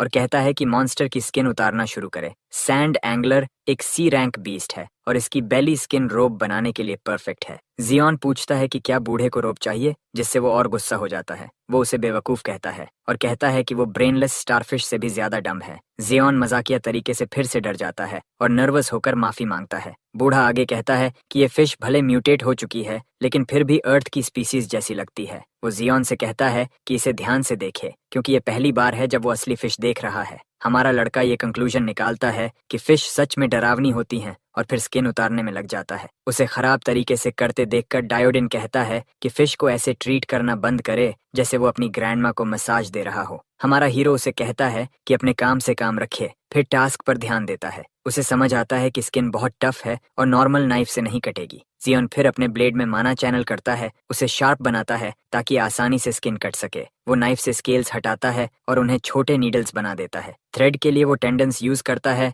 जो मीट को बोन्स से जोड़ते हैं। इतने आइडियाज के बाद भी फाइनल रिजल्ट एक मेसी रोप बनता है। डेड फिश के पास बैठे बूढ़ा उसे रोस्ट करता है कि उसने इतना अच्छा मटेरियल वेस्ट कर दिया, लेकिन हमारा लड़का रुकता नहीं और फिर से कोशिश करता है क्योंकि उसके पास काफी मटेरियल है। कुछ घंटों बाद वो फाइनली सक्सीड करता है और एक डिसेंट रोप बना लेता है। जियोन एक्साइटेड होकर कहता है कि वो इन्हें बेच सकता है और अपना टेलर शॉप खोल सकता है। तभी बूढ़ा उसका नाम लेता है और वो तुरंत कहता है कि वो रोब नहीं देगा, लेकिन डियोडिन उसे रोकता है और एक ब्लड से भरा सैक दिखाता है। वो कहता है कि ये गॉल ब्लैडर है और इसे खाना होगा क्योंकि ये रेयर मेडिसिन है। जियोन आर्ग्यू करता है, लेकिन बूढ़ा कहता है कि अगर नहीं खाया तो मारा जाएगा। वो उसे वो ऑर्गन दे देता है। जियोन उसे देखकर हेजिटेट करता है, लेकिन फिर खाना शुरू कर देता है। टेस्ट बहुत बिटर है, फिर भी वो खाता रहता है। कुछ बाइट्स के बाद उसे लगता है कि भूख खत्म नहीं हुई और वो और खाता है। खत्म करते ही बूढ़ा कहता है कि अब वो जलेगा। जियोन समझ नहीं पाता, लेकिन अचानक उसका गला बंद होने लगता है और उसे अंदर से आग जैसा महसूस होता है। उसका शरीर कंट्रोल से बाहर हो जाता है और वो दर्द में चिल्लाता है। बूढ़ा उसे बच्चा बनने से मना करता है और कहता है कि जिंदगी ओएसिस जैसी है, सब गायब हो जाता है। वो सैंड एंगलर साइकिल के बारे में बताता है। जियोन उसे रोकता है और मदद मांगता है, लेकिन बूढ़ा कुछ नहीं करता और सो जाता है। अगले दिन जियोन उठता है और बूढ़े को मुस्कुराते देख डर जाता है। वे थोड़ी बात करते हैं, फिर बूढ़ा पूछता है कैसा लग रहा है। जियोन महसूस करता है कि उसका शरीर बदल गया है, हल्का, मजबूत और माना ज्यादा है। वो पूछता है क्या हुआ, तो बूढ़ा बताता है कि गॉल ब्लैडर ने उसे स्ट्रॉन्गर बनाया। ये डेजर्ट सर्वाइवल के लिए चीट आइटम जैसा है। जियोन अनईजी हो जाता है, लेकिन डायोडिन कहता है कि वो वीक था इसलिए दिया। जियोन आर्ग्यू करता है, लेकिन उसे चुप रहने को कहा जाता है और खाने को कहा जाता है क्योंकि फिश पूरी खत्म होने तक वे नहीं जाएंगे। 4 डेज बाद वे फिश को पूरी तरह खत्म कर देते हैं। बूढ़ा कहता है कि अब फिर से चलने का समय है। जियोन मुस्कुराता है और अपना नया क्लोक पहनकर उनकी जर्नी जारी रखता है। कुछ दिनों बाद तेज धूल भरी हवाएं उनकी तरफ चलती हैं, जो सैंडस्टॉर्म की शुरुआत का संकेत देती हैं। अपनी नई ताकत की वजह से हमारा लड़का ज्यादा प्रभावित नहीं होता और हैरान होता है कि बूढ़े के पास इतना स्टैमिना है कि वो बिना धीमा हुए चलता जा रहा है। डायोडिन कई दिनों से कुछ नहीं बोल रहा, जिससे जियोन सोचता है कि शायद बूढ़ा किसी मेल मेनोपॉज से गुजर रहा है। वे अब 2 हफ्तों से चल रहे हैं, जिससे वो सोचता है कि क्या बूढ़े को पता भी है कि वे कहाँ जा रहे हैं। तभी एक जायंट एंट मॉन्स्टर जियोन के पीछे प्रकट होता है, लेकिन वो तुरंत सैंडबीम अटैक से जवाब देता है। वो सोचता है कि और कितना दूर जाना है, लेकिन फिर नोटिस करता है कि एंट मॉन्स्टर अभी भी जिंदा है। इससे उसका ध्यान उस पर जाता है और वो मानता है कि ये क्रीचर उम्मीद से ज्यादा टफ है। वो उम्मीद कर रहा था कि बिना परेशानी के निकल जाएगा, लेकिन ऐसा नहीं होता। अपनी सैंड एबिलिटीज का इस्तेमाल करके वो और एंट्स को सेंस करता है और उनसे सीधे लड़ने का फैसला करता है। वो अपना हाथ रेत में डालता है और एंट्स को सरफेस पर आने के लिए मजबूर करता है, जो उसे घेरने लगते हैं। दिमाग से थोड़ा बोर्ड होकर जियोन लगातार सैंड से उन्हें खत्म करता रहता है। उसकी टेक्निक थोड़े समय में काफी इम्प्रूव हो गई है। सोचने पर सैंडस्टॉर्म वाले दिन उसकी पावर के लिए काफी अच्छे हैं, क्योंकि हर तरफ उसे ऑलमोस्ट इन्फिनिट एम्यूनिशन मिलता है। लेकिन बूढ़े की पेस बहुत कठोर है, वो कभी धीमा नहीं पड़ता और इस डम्बास को पीछे के न्यूसेंस को संभालने के लिए छोड़ देता है। जियोन कंप्लेन करता है कि उसमें लॉयल्टी की एक भी झलक नहीं है। शायद इसी वजह से बूढ़ा अभी तक अकेला है। जब वो सोच रहा था कि ड्योडिन उसकी बातें सुन सकता है या नहीं, जियोन को अपने दनएम डिटेक्शन रेंज में कुछ परेशान करने वाला महसूस होता है। वो हमेशा अलर्ट रहता है, लेकिन इस बार जो उसने महसूस किया वो अलग था। उसने जो डिटेक्ट किया वो सिर्फ एक बीस्ट नहीं था, वो टेरर का रूप था। इसके बाद अनगिनत एंट्स जमीन से निकलते हैं जैसे एक स्टैम्पीड। ये आर्मी अचानक प्रकट होती है। वो बूढ़े की तरफ मदद के लिए देखता है, मानता है कि वो इस सिचुएशन से बाहर है, लेकिन डायोडिन बस बैठ जाता है और देखता रहता है, जैसे पॉपकॉर्न होता तो खा रहा होता। जियोन समझ जाता है कि कोई मदद नहीं आने वाली। वो हमेशा मुश्किल में बूढ़े पर निर्भर नहीं रह सकता। ये एक टेस्ट है, चाहे 1000 हों या 10,000, इंसेक्ट्स तो इंसेक्ट्स ही हैं। वो रोलिंग सैंड की स्फीयर बनाता है और पूरी आर्मी को ट्रैप कर देता है, लेकिन इसे मेंटेन करना मुश्किल है, और जब और एंट्स आ जाते हैं तो उसकी फ्लो टूट जाती है। जियोन का कॉन्फिडेंस गिर जाता है और उसे कचरे की तरह घसीटा जाता है। वो एंट्स को प्रोवोक करता है कि एक एक करके लड़ें, लेकिन वो स्वॉर्म करते रहते हैं। फिर वो अपने पैरों के नीचे सैंड हार्ड करके प्लेटफॉर्म बनाता है और उड़ता है, लेकिन एंट्स खुद को जोड़कर एक बड़ा एंटिल बनाते हैं और उसके पास पहुंच जाते हैं। वो ऊपर जाता है, लेकिन जायंट स्ट्रक्चर बनाकर उसे पकड़ लेते हैं। उसका सैंड फ्लायर रुक जाता है और एंट्स उसकी टांग पकड़ लेते हैं। वो खींचा जाता है और जमीन पर जोर से गिरता है। जियोन को उठने में समय लगता है। वो खून थूकता है। जब वो ऊपर देखता है, बूढ़ा अभी भी बस देख रहा है। वही उसे फिर से लड़ने की ताकत देता है। वो खुद को साबित करना चाहता है। पहली बार डायोडिन पॉजिटिव रिएक्शन दिखाता है। उसे लड़के की स्पिरिट पसंद आती है, भले ही वो अभी भी डम्बास है। एक ऐसी दुनिया में जो पूरी तरह अनपान बन चुकी है और जहां सिर्फ रेत ही बची है, जियोन की एबिलिटी किसी ब्लेसिंग से कम नहीं है। आखिर वह उस पावर का इस्तेमाल करके आराम और लग्जरी भरी जिंदगी जी सकता था, लेकिन वही अंत होता एक शैलो एग्जिस्टेंस। वे नैरो माइंडेड इडियट्स इल्यूजन्स में फंसे हुए हैं। उन्हें यह तक नहीं पता कि दुनिया आखिर ऐसी क्यों बनी, और अवेकेंड का असली मतलब है अपनी स्किल्स को मास्टर करना, यूज करना और उन्हें एब्सोल्यूट लिमिट तक इवॉल्व करना। ये पावर किसी factory made cookie cutter soldier के लिए नहीं बनी है। डायोडिन शायद उन कुछ लोगों में से एक है जिन्हें अभी भी सब याद है। बाकी सब उस ट्रेजेडी को भूल चुके हैं जिसने 100 साल पहले दुनिया की नींव हिला दी थी। उस समय डायोडिन पूरी तरह बेकार था, हेल्पलेस बियॉन्ड रिपेयर। उसने गिनती ही छोड़ दी थी कि उसकी आंखों के सामने कितने लोग बेकार में मर गए। उसके साथी, पड़ोसी और यहाँ तक कि उसका परिवार भी उस कैटास्ट्रोफी का शिकार बने। सबसे ज्यादा दर्द उसकी बेटी को खोने का था। उसने कभी खुद को इतना पावरलेस महसूस नहीं किया था। उसने अपने हर जरूरी इंसान को खो दिया, जबकि वह खुद एक पूरी तरह आर्बिट्री इडियट की तरह जड़ होकर खड़ा रहा। ये बच्चा जियोन अलग है। वह कभी नहीं डगमगाया, यहाँ तक कि जब हालात पूरी तरह उसके खिलाफ थे। उसके अंदर पोटेंशियल है कि वह कुछ भी बन सकता है, जब तक वह इतना पागल है कि खुद को लड़ाई में झोंक दे, लाइफ और डेथ की सीमा को पार करते हुए। उस लाइन पर चलते हुए इंसान बेशक हैरान कर देने वाली स्पीड से ग्रो करता है, जैसे उसने अपनी सारी सैनिटी खो दी हो। जियोन ने एंट आर्मी के सामने हंसना शुरू कर दिया। लड़ाई के बीच उसने एक स्किल बना ली जो ultra high compressed sand missile तैयार करती थी। यह सिंपल और क्रूड इन्वेंशन था, लेकिन इसकी डिस्ट्रक्टिवनेस असली थी। हर मिसाइल में कंप्रेस्ड ग्रेविटी, विंड और उसकी पूरी एनर्जी भरी होती थी। यह अपने हिस्सों के योग से कहीं ज्यादा था, एक परफेक्ट सिनर्जी जो पावर को 10 गुना बढ़ा देती थी। एंट्स उसे मार नहीं पाए इससे पहले कि वह अडेप्ट कर सके, इसलिए अब उनकी बारी थी स्लॉटर होने की। डायोडिन उस लड़के को देखकर स्मर्क कर रहा था जो अपनी छोटी इन्वेंशन पर इतना एक्साइटेड हो रहा था। जब तक जियोन बग्स पर बॉम्बार्डमेंट खत्म करता, आसपास की जमीन पूरी तरह बदल चुकी थी। जगह जगह क्रेटर बन चुके थे। वह खुद से बेहद खुश था। यह सेलिब्रेशन का मोमेंट था। जियोन इतना एक्साइटेड था कि वह अपने डब्ल्यू के बारे में ओल्ड गाइजर को बताना चाहता था कि उसे अपने साइड से आने वाले खतरे का एहसास ही नहीं हुआ। कॉलोनी का सबसे बड़ा एंट सरफेस पर आ चुका था और उसने अपने मैंडिबल से उसे कसकर पकड़ लिया। वह बिना आवाज किए उसके पास पहुंचा था। ऐसा होना नामुमकिन था कि ये क्रीचर्स इतनी high level stealth skill use कर सकें। उसके शरीर के अंदर महसूस हो रही अजीब सेंसेशन ने सब समझा दिया। उसे पॉइजन किया गया था। उसका माना धीरे धीरे कंट्रोल से बाहर जा रहा था। ये पॉइजन उसके न्यूली फॉर्म्ड माना पॉइंट्स को ब्लॉक कर रहा था। वह रिस्ट्रिक्टेड और पावरलेस हो चुका था। अब वह सिर्फ गालियां ही दे सकता था। जायंट एंट पर उसके वर्ड्स का कोई असर नहीं पड़ा। वह बस एक और शिकार था जिसे खत्म करना था। जब जियोन को होश आया, उसने खुद को एक अंडरग्राउंड टनल में पाया जहां चारों तरफ उसके दुश्मन थे। यह एक एंट नेस्ट था। जैसे ही कॉलोनी को महसूस हुआ कि खाना आ गया है, लार्वा तेजी से उस पैरालाइज्ड इंसान की तरफ बढ़े। उनकी चीख और अजीब अपीयरेंस बेहद डरावनी थी। जब उन्हें यकीन हो गया कि वह कोई खतरा नहीं है, वे उसके शरीर पर रेंगने लगे, उसके मांस का स्वाद लेने के लिए। ये क्रीचर्स इतने मजबूत थे कि स्किन को आसानी से भेद सकते थे और अंदर तक काट सकते थे। खुद इस घिनौने फीस्ट का मेन डिश होते हुए भी जियोन हिल नहीं पा रहा था। इस तरह वह जिंदा ही खा लिया जाएगा। धीरे धीरे जब उसकी नजर धुंधली होने लगी, उसने अपनी पूरी जिंदगी को अपनी आंखों के सामने गुजरते देखा। उस दर्दनाक यादों ने उसके अंदर कुछ जगा दिया। जियोन ने अपनी विल पावर को फिर से इकट्ठा किया, पॉइजन के असर को तोड़ते हुए एक पैरासाइट को कुचल दिया जो उसके मांस को खाने की कोशिश कर रहा था। लार्वा के हिलने से आसपास के एंट्स अलर्ट हो गए। उसने खुद पर हंसा कि वह पहले ही डर कर आंखें बंद करने की सोच कैसे सकता था। जिंदगी सच में बहुत अनफेयर है। उसकी पूरी जिंदगी के फ्लैशबैक में एक भी अच्छी याद नहीं थी। वह कैसे ऐसे लूजर चड की तरह मरना स्वीकार कर सकता था। ये नियर डेथ एक्सपीरियंस शायद उसे उसकी लिमिट से आगे ले गया और उसके फोर आर्म पर मार्किंग्स बढ़ गईं। उसने अपने पैरों के नीचे की रेत को कंट्रोल करते हुए आसपास के सभी अगली लार्वा को एक ही स्पाइकी एक्सप्लोजन में खत्म कर दिया। एंट आर्मी घबरा गई। उनका कैप्टिव तो आसान शिकार होना चाहिए था, लेकिन अब जियोन फिर से अपने पैरों पर खड़ा था। उसके चारों तरफ दर्जनों कंप्रेस्ड मिसाइल्स तैर रहे थे। उसने अपने फोर आर्म की तरफ देखा और पाया कि उसका रैंक बढ़ चुका है। रैंक अप के साथ पॉइजन क्लींस हुआ,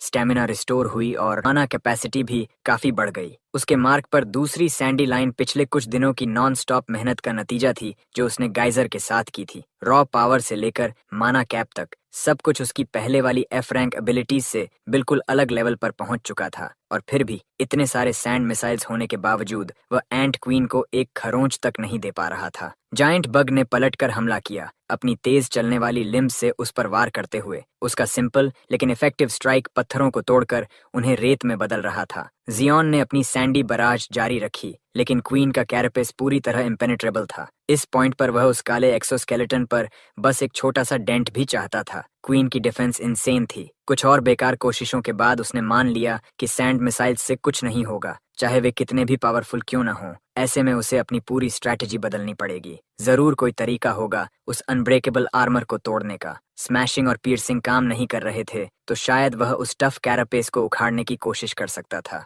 ऐसा करने के लिए जियोन ने हर उस रेत के कण को कंट्रोल किया जो उसके बस में था और क्वीन के पूरे शरीर को ढक लिया। उसने अपने दिमाग में उस हार्ड शेल को कसकर मरोड़ते हुए खींचने और फ्लैश से अलग करने की इमेज बनाई। इससे क्वीन दर्द में चीख उठी। उसके इस ब्रूटल अटेम्प्ट के जवाब में क्वीन ने अपने मैंडिबल्स में प्योर माना इकट्ठा करना शुरू कर दिया। उसने खुद को छुड़ाने की कोशिश नहीं की, बल्कि एक खतरनाक रेंज्ड काउंटर अटैक तैयार किया। इस एंट नेस्ट में जियोन अकेला पागल नहीं था। इकट्ठा हुआ माना अल्ट्रा हाई फ्रीक्वेंसी वेव्स में बदल गया, जिसने उसके कानों से खून बहा दिया। इस स्पीड से उसका दिमाग प्रेशर से फट सकता था। पहले की सीधी लड़ाई अब ग्रिट और पेन टॉलरेंस की जंग बन चुकी थी। जियोन को लगा था कि क्वीन का आर्मर उतारने का उसका क्रेजी प्लान काम करेगा, लेकिन कॉलोनी की लीडर के पास भी अपनी ट्रिक्स थीं। उसके कानों और आंखों से खून बह रहा था, फिर भी उसने इस चैलेंज को एक्सेप्ट किया, भले ही मरने की पूरी संभावना थी। बात सीधी थी, जो पहले मरेगा वही हारेगा। वह सच में एक हद तक जाने वाला इंसान था, जो जीत की स्लाइटेस्ट चांस के लिए दुश्मन के साथ मरने को भी तैयार था। ये एगनाइजिंग स्टैंड स्टिल तब खत्म हुआ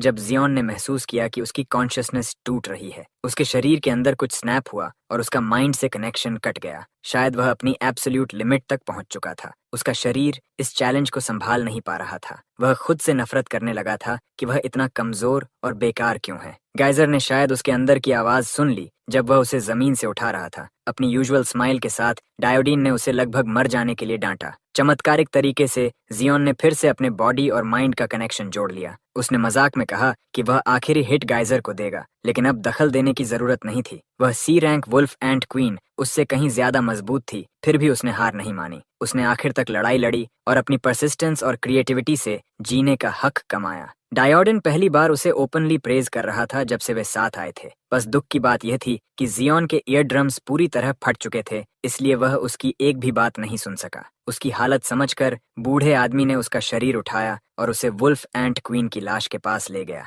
वे एक छोटे से क्लियरिंग तक पहुंचे जहां एक चमकती हुई स्फीयर रखी थी। जियोन ने पूछा, यह क्या है? और डायोडिन ने दीवारों पर लिखकर समझाया कि वह स्फीयर क्वीन का एग है। यह मेडिसिन है और स्ट्रॉबेरी फ्लेवर्ड भी। बच्चे को उसकी वॉल स्क्रिबलिंग समझ नहीं आई, लेकिन ऐसा लग रहा था कि उसे फिर से कोई अजीब चीज खाने के लिए कहा जा रहा है। एहतियात के तौर पर जियोन ने पूछा कि क्या इस अमीन को खाने से उसे उतना ही दर्द होगा जितना सैंड एंगलर के गॉल ब्लैडर से हुआ था। डायोडिन ने सच में कहा कि यह एग खाने से उसकी मौत भी हो सकती है, लेकिन जियोन अपने फटे हुए ईयर ड्रम्स की वजह से यह सुन ही नहीं पाया। आखिरकार उसने बूढ़े आदमी पर भरोसा किया और अपना मुंह उस चमकते हुए एग के पास ले गया। वह नियो सोल का एक स्ट्रीट रैट था। उसे यह तक नहीं पता कि स्ट्रॉबेरीज का टेस्ट कैसा होता है, लेकिन अगर उनका स्वाद इस एंट एग जैसा है तो स्ट्रॉबेरीज जरूर डिलिशियस होंगी। उसने मजाक में और मांग भी लिया, लेकिन जैसे ही उसने एग निगला उसके चेहरे का रंग उड़ गया, क्योंकि उसे कुछ अजीब महसूस हुआ। उसके पूरे शरीर से खून की स्पाइक्स निकलने लगी। जो ब्लीडिंग अभी रुकी थी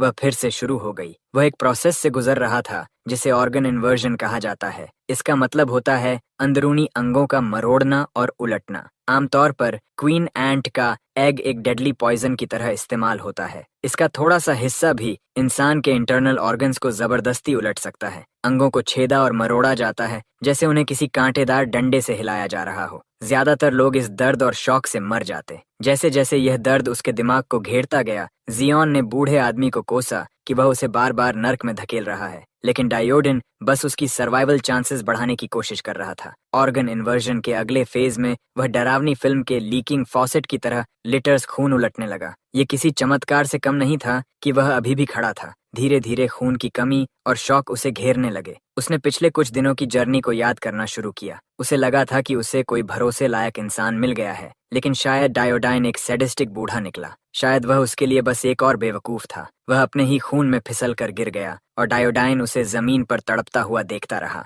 जब बच्चा नीचे कन्वल्स कर रहा था, बूढ़ा आदमी क्वीन एंट की लाश में कुछ ढूंढने लगा। उसे जल्दी ही अपनी चीज मिल गई। क्वीन के निचले हिस्से से एक चमकदार मटेरियल निकालते हुए वह हंस पड़ा। जैसा उसने सोचा था, बीस्ट का माना स्टोन साधारण चीजों से कहीं ज्यादा पावरफुल था। यह तो जैकपॉट था। डायोडीन ने एंट बॉडीज को फ्यूचर के लिए यूजफुल समझा और उन्हें एक अलग स्पेस में स्टोर कर लिया। उसके इस काम से उसकी तलवार क्रेयॉन भी रिएक्ट कर उठी। उसने माना कि इस बार उसने बच्चे को हद से ज्यादा पुश कर दिया, लेकिन कोई और रास्ता नहीं था। अगर कोई कमजोर है तो वह मरता है। यही दुनिया का नियम है। क्रेयॉन भी जानती थी कि उनके पास ज्यादा समय नहीं है। सूरज निकलने तक जियोन ने फिर से नामुमकिन को मुमकिन किया और एक ब्लड ड्रेन्ड बेबी की तरह उठ खड़ा हुआ। सबसे पहले उसने वही अनोइंग स्माइल देखी जो बूढ़े के चेहरे पर थी। इंस्टिंक्टिवली उसने अपने मेंटोर पर हमला कर दिया। डायोडिन ने उसे चेतावनी दी कि वह धूल न उड़ाए जब तक वह शांत है, लेकिन जियोन कुछ सुनने को तैयार नहीं था। उसने ज्यादा पावरफुल सैंड मिसाइल्स तैयार कर लिए और उन्हें बूढ़े पर टारगेट कर दिया।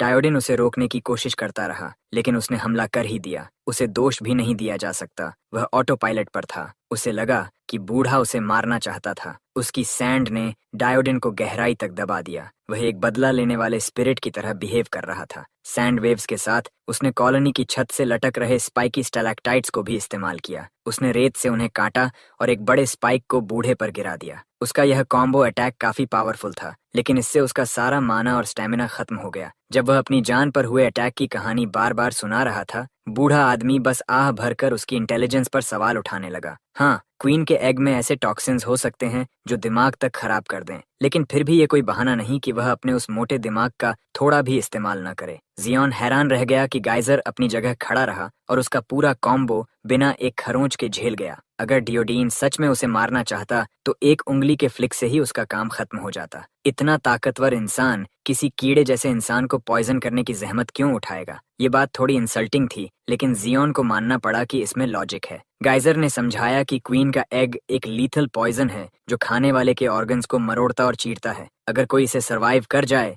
तो यह शरीर के हर कोने से टॉक्सिन्स और इम्प्यूरिटीज को साफ भी कर देता है। इसका इस्तेमाल कैसे किया जाए उसी पर निर्भर है कि यह पॉइजन बनेगा या मेडिसिन। जब जियोन के शरीर से सारी गंदगी बाहर निकल गई तो माना ने उन खाली जगहों को भर दिया जहां पहले इम्प्यूरिटीज थीं। उसने खुद यह बदलाव महसूस किया होगा जब उसने सच में डायोडिन को मारने की कोशिश की थी। बूढ़े के हिसाब से उसके माना में कम से कम 3 या 4 गुना बढ़ोतरी हुई थी। सही एक्सप्लेनेशन मिलने के बाद जियोन ने बार बार माफी मांगी, गाइजर को गले लगा लिया और कहा कि वह सही मानसिक हालत में नहीं था। डायोडिन ने इसे बड़ा मुद्दा नहीं बनाया, बस उसे यह गंदा लगा कि एक स्नॉटी लड़का उसे गले लगा रहा है। अच्छी बात यह थी कि एग ने उसकी इंजरीज भी हील कर दी थीं। उसके ईयर ड्रम्स फिर से ठीक हो गए और वह दोबारा इंसल्ट्स सुन सकता था। जियोन ने छोड़ने से मना कर दिया, चाहे गाइजर कितना भी प्रोटेस्ट करे। अंदर ही अंदर डायोडिन अपनी तलवार क्रेयॉन से बात कर रहा था कि उन्होंने कितना बड़ा रिस्क लिया था बच्चे को एग खिलाकर। सच में जियोन का इमोशनल अपॉलॉजी आधा फेक था ताकि वह अपने एक्सेंट्रिक मेंटर को और गुस्सा न दिलाए।